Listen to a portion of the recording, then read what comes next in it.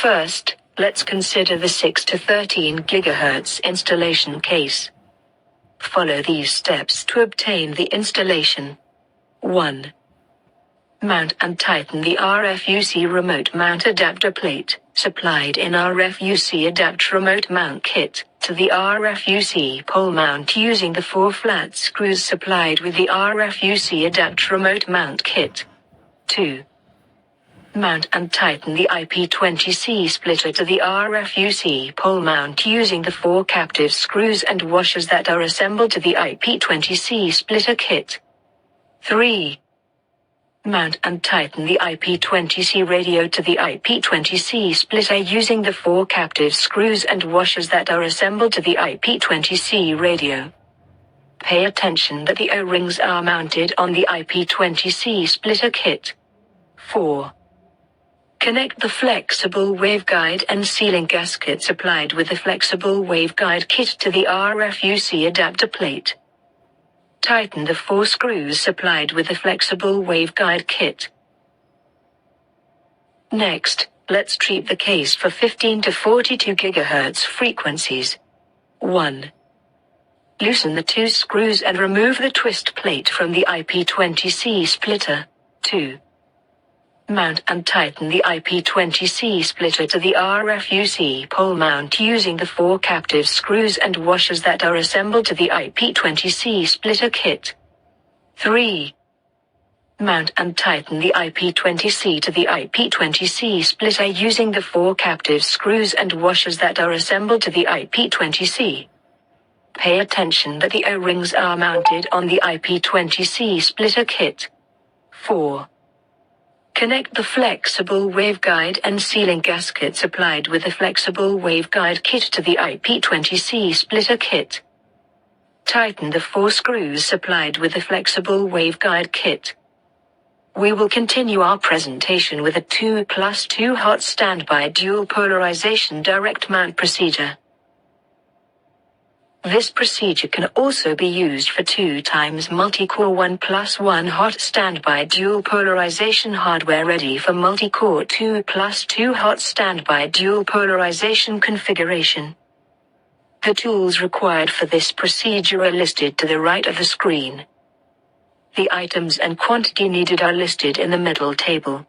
A 2+2 hot standby with dual polarization means that 2 carriers from one IP20C unit, configured one on horizontal and the other on vertical polarizations, are protected by another 2 carriers from another IP20C unit, configured in the exact same dual polarization.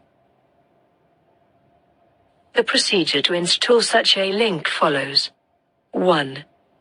Prior to the installation, follow the antenna manufacturer's instructions to use the circular adapter. Remove the existing rectangular transition, swap the O-ring, and install the circular transition instead. 2. Connect the IP20C OMT kit to the antenna and secure it with 4 screws. Verify existence of the O-ring. 3. Connect the IP20C dual coupler kit to the OMT kit using 4 M8 screws and washers, and tighten the screws. 4. Mount and tighten the IP20C DC radio unit to both sides of a dual coupler kit using the supplied captive screws and washers.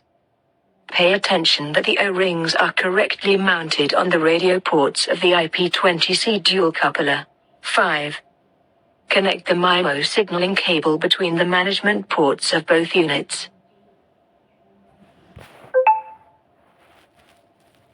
Let's now speak about the 2+2 hot standby dual polarization in remote mount procedure.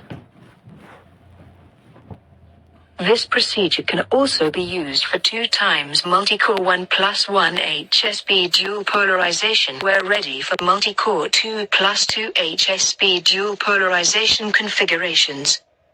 This is exactly like the previous configuration, only done with the help of extra waveguides. So the configuration will, again, have 2 carriers, from one IP20C unit, configured one on horizontal and the other on vertical polarizations, and protected by another 2 carriers from another IP20C unit, configured in the exact same dual polarization. For this there will be a common part and an uncommon part of the installation, depending on the frequency used. First, for the common part of the installation, please follow these steps. 1. Prior to the installation, follow the antenna manufacturer's instructions to use the circular adapter. Remove the existing rectangular transition, swap the O-ring, and install the circular transition instead. 2. Connect the OMT kit to the antenna and secure it with 4 screws. Verify the existence of the O-ring. 3. Mount and tighten the O-ring and the flexible waveguide to IP20C OMT ports using the 4 screws supplied with the flexible waveguide kit. 4. Connect the protection signaling cable between the management ports of both units.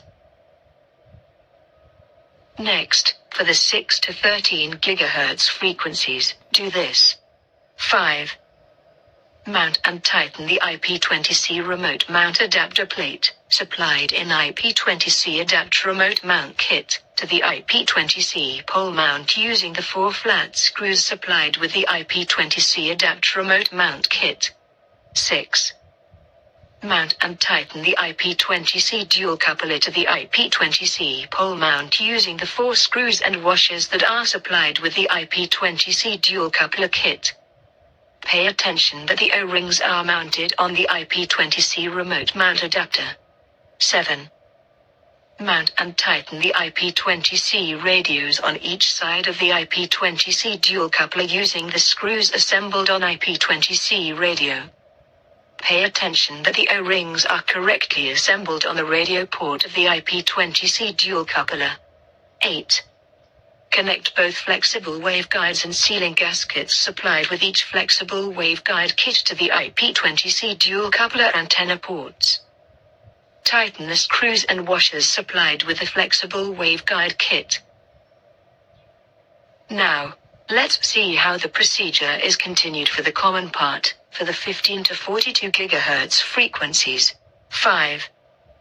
Mount and tighten the IP20C dual coupler to IP20C dual core pole mount using the 4 screws and washers supplied with IP20C dual coupler kit. 6.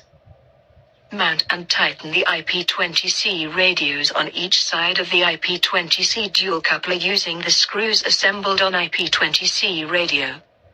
Pay attention that the O-rings are correctly assembled on the radio port of the IP20C dual coupler. 7. Mount the O-ring and the flexible waveguide to IP20C dual coupler ports using the 4 screws supplied with the flexible waveguide kit.